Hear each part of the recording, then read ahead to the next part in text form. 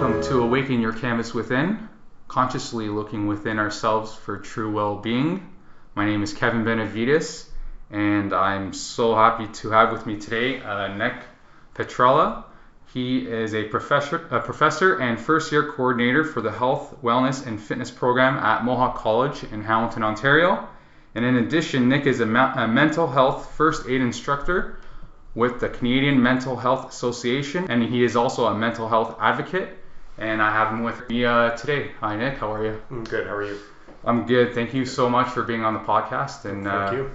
Being a part of this great thing about raising awareness for mental health, and especially with Wednesday, which is the day I'll be releasing this for Bell Let's Talk, which is something really big in Canada now that Bell's started, and I think it's a great thing. Absolutely. Yeah. So as a mental health advocate, I wanted to just start off asking you is what do you do pertaining to being a mental health advocate that helps break down the stigma associated with mental health? So I guess my advocacy, so to speak, started a couple of years ago. I started by releasing a YouTube video, and prior to that I had been struggling with depression and anxiety for most of my life, and was unaware of it for a long time. And one of my therapists kind of brought that to my attention. So I basically, for almost 4 years, after being diagnosed, I kind of hid a lot, and I was ashamed of myself and disgusted with myself because of the diagnosis. And it was around 2 years ago, just over 2 years ago now, that I decided to actually start speaking about my experience, my lived experience with mental health problems. And I gave a presentation to a group of my students here at the college in a wellness-based class about mental health.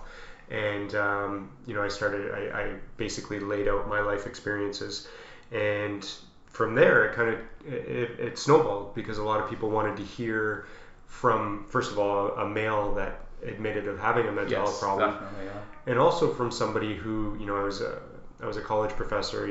I had everything I wanted my whole life. I grew up with everything I wanted. I grew up with family. I grew up, with money and everything, so it was a unique perspective for me to talk about it, because on the outside it looked like everything was perfect. Yeah. So that was 2 years ago, and then I started to get contacted by companies, schools to come and speak and to tell that story. So unknowingly, I kind of opened a door of speaking engagements, and I started to speak at high schools, elementary schools. Pretty much anybody that called me, I would go and talk about my experiences. And then I started speaking for TAMI, talking about mental illness. So it's a local group. Okay. So I would, as a part of that organization, I'd go to speak at schools and things like that. And then a year ago, this January, here at the college, we started a group called Mental Health in Motion.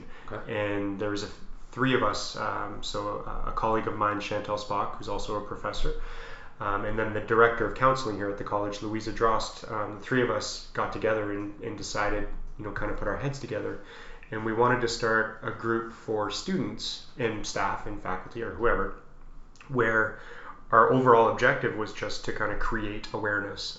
Our goal was to basically just make the campus friendly for people that might be struggling, right? And put the lime green color everywhere, and hand out facts and resources, and just make people feel a little more comfortable, but also maybe for those people that are struggling, more comfortable that there's somebody else. Yeah, that somebody's talking about it, and they have that freedom to talk to somebody about it. That's right, absolutely. Yeah. And then for those that maybe don't learn or haven't learned about it, there's some information, and and I took it from the perspective we all did, that when I was in high school and university, there was no education about this. No, not at all. Like 20 years ago, nobody talked about this stuff, right? And at the age when I was diagnosed at 30 years old, I had no idea what depression was. If you asked me, I wouldn't even been able to come up with an answer, because we never learned about it, right? And from the perspective of trying to educate people And if we educate people, then they might be more accepting of, friends, family members. Correct. Yeah. Whoever's around them that they know. That's right. That's doing that. And with the group that you started here at Mohawk, how's the reception? Like, how do you see people? Are people like responding well to it and saying, this is helping me out? And absolutely. Yeah. I mean, so we did our first launch event, Bell Let's Talk Day last year. So that was like our first day on campus where we actually were visibly on campus, handing stuff out, etc. And the response was overwhelmingly good, positive. We got a lot of even community feedback of the Spectator got involved and radio stations got involved because they were happy to hear that Mohawk was taking that step. That initiative. Yeah. And then from the college perspective, we received a lot of support from the president. He was very pleased at what we were doing, the movement we had taken.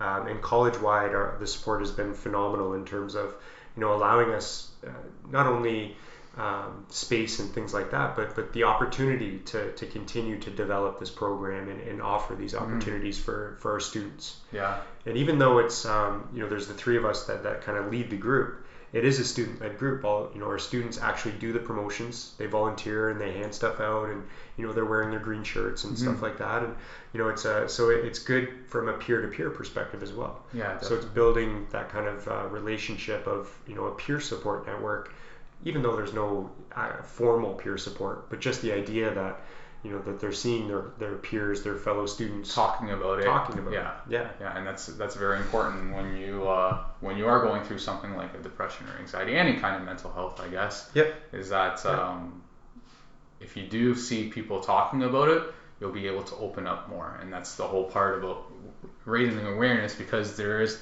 the big stigma around it. Yeah. That can't be talking about it, or you don't want to be associated with it, so that's why people don't talk. And especially, I think, for teenage going into early 20s, a lot of people nowadays are experiencing a lot of depression, Absolutely. a lot of anxiety, especially because of school. Yeah. In school, because of their education, right? Absolutely. And to be able to have an outlet at the school where they're maybe feeling that stress and anxiety and depression, then it's I think it's a great thing that you guys are doing, and I think for sure it's helping people out. Oh, definitely. Yeah. Absolutely. Yeah. Now, in regards to your experience, you did touch base on it, but feel free to share whatever you'd like, whatever you're comfortable with. But on a day-to-day basis, when you're really in it, what was your life like on a day-to-day basis at that time? I when I was first seeing a therapist, it was I wasn't there because I thought I necessarily needed to be all that much. It was more I went for a different reason, and then this diagnosis kind of came out of nowhere, and it hit me literally like a sack of potatoes across the back. Like, I didn't expect it. And then, being slightly ignorant, I tried to ignore it, but as time went on, I felt the weight of that, and I started to realize that a lot of my life I'd probably I had dealt with the signs and symptoms of both anxiety and depression. I just had no idea what they were. You just thought it was a part of you, basically. Yeah, right? And I thought everybody felt the same way that I did. Yeah. And if people told me they didn't feel that way, I would have thought that they were weird. Because I thought everybody felt the way I was feeling. And then for around two or 3 years after that initial diagnosis, I mean, I was basically living minute to minute. I went into a really deep, dark, severe depression where, I was living each day trying to find reasons to stay alive. I was at that stage for a while. Yeah. And I was literally, living day to day, just looking for something to keep me going. And that lasted, almost probably close to 3 years, where it's a long. It was a long, it was long. And, looking back on it now, because I've got a good grasp on my recovery, and bad days still come and go. I mean, they'll never stop coming. But I know how to deal with them now. But looking back, I mean, I was in this dark hole, and I was drowning on a daily basis, and I just was, fighting to keep my head above water, just to keep breathing, and the things that were keeping me around, like, for example, not wanting to disappoint people. My biggest fear in those dark times was that my biggest fear was that somebody would actually find out that I was struggling, and that somebody would actually find out that I didn't have control over my life.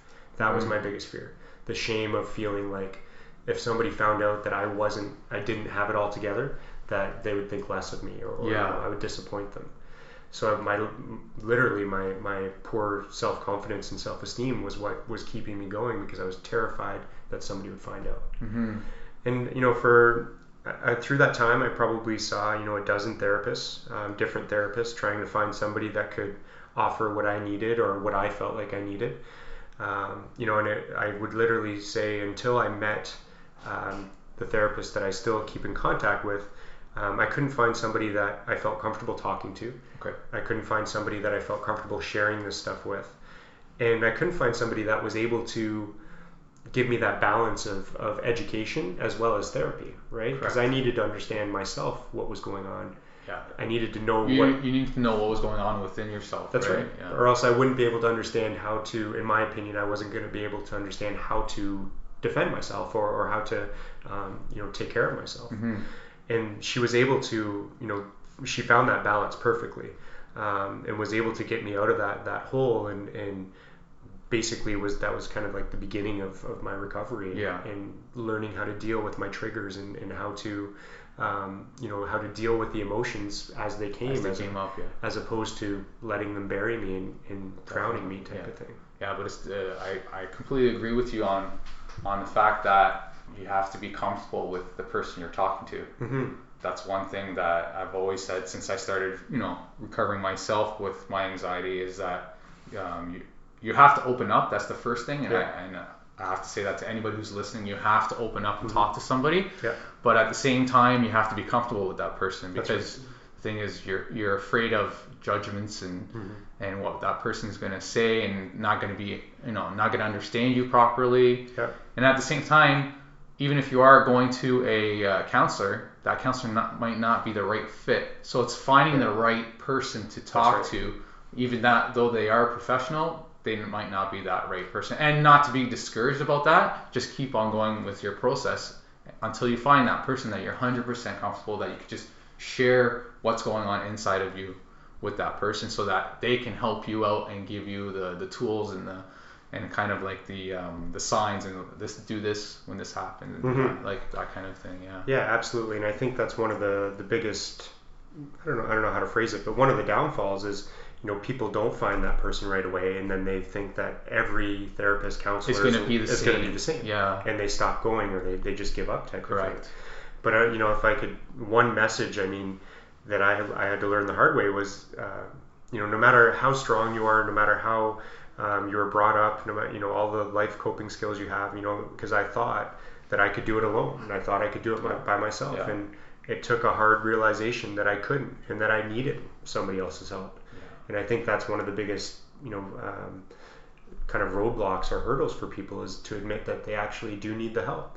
And nobody in this world, in my opinion, can do it alone. They have to have the support in order to get through it. Yeah, you have to have the support. And at the end, you have to do the work yourself to work through it. But to have that support network is very crucial and very important. And it's very, very important. That's for sure. And you're talking about triggers, learning what the triggers are. So for anybody who's listening, what if they're feeling a little bit down, or a little bit different than they have been in the past? What are some of the triggers that you think people should be looking for in themselves that would signal a depression or something like that? Mental health issues. I think, for me, I can give you a perfect example. It was, extreme changes in mood for me. Like I would be extremely happy, or I'd be happy, and then all of a sudden I'd be extremely sad or disappointed or shameful. And it was, complete sway in emotion from one side to the other, and not being able to necessarily have control over that sway was the big thing, and it being too late after you have that big swing, you realize that what's just happened type of thing, and unable to go back, because for me, I would get disappointed in myself for having that mood swing, and then ashamed of myself for not being able to bring it back, and then I'd get more disappointed because I lost control, and then it just continues to kind of snowball that way. So, as a mental health first aid instructor, we teach all the signs and symptoms, and the biggest sign and symptom that is noticeable in almost all people, in my opinion anyways, is the extreme changes in behavior. You go from being a social person to somebody who doesn't call their friends anymore or hang out with friends anymore, or you go from somebody who exercises frequently and all of a sudden they hate exercise or they stop exercising. And in a lot of times it seems like, we always use this analogy in mental health first aid too. It's like, it sounds like almost like a teenager, right? They're sleeping all the time and then they're not sleeping all the time type of thing. So it's like it's those drastic changes in behavior from one extreme to the next is a good indication that there's something overwhelming going on. Mm-hmm. Whether it's an actual diagnosed mental illness or not, if somebody is feeling overwhelmed, everybody has stress, right? Different stressors in our lives might be a partner, it might be kids, it might be school, it might be work, it might be family, it might be friends, whatever it is, everybody has stressors. When those stressors begin to accumulate and they start to change your attitude towards things, they start to change your response towards people, and in my case, towards my dogs. I have dogs, and it really changed. When I was in my worst times, I changed how I was responding to them, and that was a big trigger, or a big trigger that I noticed as well. So it's these drastic changes in behavior, and when your daily habits or your daily routine gets interfered with, and the best example is, if you have a fear, for example, when I was in my darkest times, the simplest thing of not knowing directions on how to get somewhere would send me into a out of control spiral. And it seems so simple to a lot of people, right? Yeah. But I would literally say I'd go into a spiral and I wouldn't be able to regain myself. And then I wouldn't go somewhere because of it. I'd be so afraid that I'd get lost that I'm just not going to go. Yeah. And that's when, when it interferes with your life, your routine, your daily habits, your whatever it is you do on a regular basis. When that starts to change because of your, in this case, anxiety, or because of your sadness or whatever it is, then it's at a point where you need to talk to somebody about it. And I think I always give the advice of, even if somebody isn't experiencing a mental health problem, it's still a great idea to talk to a professional, because they have a different outlook on things. They have strategies of how to deal with relationships, how to deal with friends, how to deal with your own work environment, whatever. It's not only going to benefit you, it's going to benefit your life in terms of who you're surrounding yourself with. The people that you're living with on a daily basis, that helps them out too. Absolutely. If you're too stressed out, doesn't work out. And if you don't know how to cope with even just stress, then it kind of like you said, snowballs your life into something that you don't really want it to go to, right? Yeah, absolutely. Absolutely. For sure. So for anybody who's listening, who are listening to this and saying, well, that sounds like me, I'm doing those type of things. What advice would you give to that person? What steps do you recommend for that person to start taking so that they can start feeling better? I think the first step for anybody is probably the most difficult, and that's actually, like you already said, speaking about it and opening up, even if it's just a friend or somebody you trust.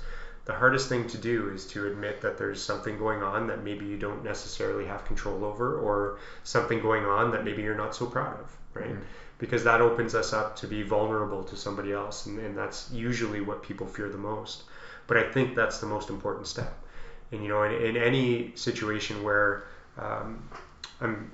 over the past couple of years, I've had the opportunity to meet a lot of amazing people that deal with mental illness on a daily basis. And what the biggest lesson that I've learned is, until you're comfortable opening up about what's going on, it's going to be hard to start, or difficult to start, that recovery process. Because you have to be able to speak what's going on in your mind, and why you're upset, or why you're angry, or why you're sad or anxious, or whatever the signs and symptoms are, because that's the most important step.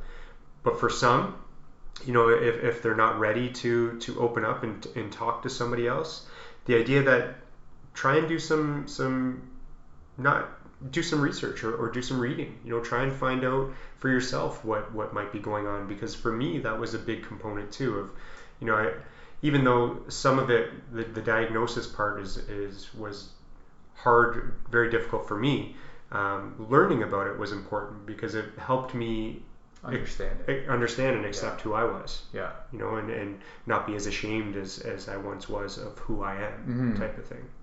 So the education piece, the talking piece, and trying to find those two or three people in your life that you ultimately trust. Yeah. And I always think back when I was a kid, my dad always told me, you can count your true friends on one hand.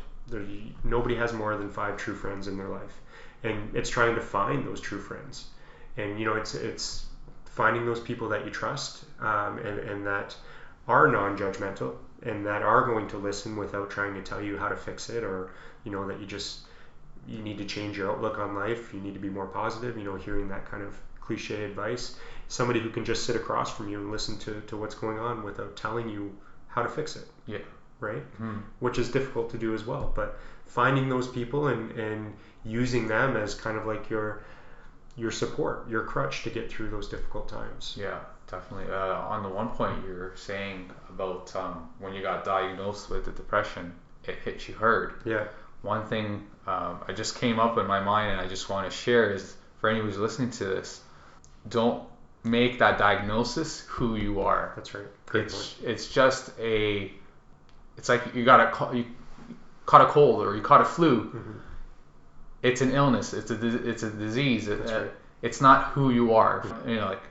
Your foundations, who you truly are, is not that depression or anxiety, whatever it is. That's right. You're not that illness. It's just in you right now. It's a part of you right now, but it's not who you truly are. So don't associate yourself. I'm a depressed person for the rest of my life. No, that's not true. That's right. Because I think a lot of people go on, even if they're feeling a little bit better, they're like, no, I have depression. It's like, no, you've been fine, or I'm a depressed person. They're always putting themselves down, basically, because they associate their diagnosis with who they are. That's right. And that's not, for me, that's not true. It is separating the two.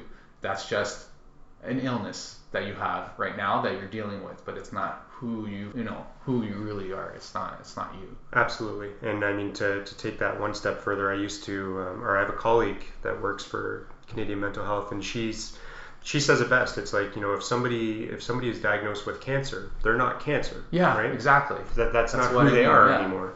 They fight cancer, they beat cancer, they survive cancer. And cancer's behind them. They're not. Right. It's not them anymore once they're past it. But that's right. I think too, for mental health issues and illnesses, is maybe because there's not enough education about it and not enough people talking about it yet, is that they just associate it. That's it's them, but it's not. So absolutely. Yeah, I think that's a great point to bring up. But I was on your website today checking everything out. I've been on there many times before, but I did notice there is some sort of like hotlines and numbers that people can call if they need help, like right away. Yeah. They can't wait for the next day or for next week to go to the doctor. Yeah. And I was wondering if you don't have to know the numbers right now, but just the names of the yeah, for sure. I mean, the number one, helpline and is 911. If you're ever at a point, and I use this example of, if somebody is at risk of harming themselves or somebody else, there's no other helpline but 911. I mean, that's the instant kind of response. But if somebody, if you're in crisis or you just need somebody to talk to, depending on your age, there's a variety of different lines. There's Kids Help Phone, which actually is for anybody up to the age of 30, which not a lot of people know. Oh, wow. Good to Talk, which is for post-secondary student type age group type thing. But even if you were just to call either of those, they're 24 hours a day, 7 days a week. If you don't fit the mold of who they normally talk to, they'll give you another resource. In Hamilton, we have a lot of great resources with specifically with the Youth Wellness Center that just opened up as well. downtown Hamilton, they'll take anybody ages 17 to 25 without any referral from a doctor. You can literally walk in off of the street and say, this is how I'm feeling, and they'll take you in and give you the help and care you need. But when I was going through some of my darker times, I literally just Googled mental health help, and I went through the list of options and made the calls, and I tried the mental health chat lines on the computer and stuff like that, and there's an overwhelming number of opportunities for help and crisis intervention. But the one thing that I when I was going through a difficult time and I wasn't able to speak to somebody, because there is that too, right, where things are so bad you can't even verbalize what's going on, I would write everything down. I'd type it all out in a long letter to myself type of thing, almost like not so much like a diary, but like a reflection, right? Here's what I'm feeling. Here's what it feels like. This is why, this is what's going on inside me. This is why I can't go out tonight. This is why I can't answer my text messages and phone calls, because this is what's happening inside. So after I was recording it and reflecting on it and reading back on it, I started to learn a lot about myself too. Just from writing it down. Yeah. But I mean, in terms of crisis lines, there's suicide prevention lines in Ontario specifically as well.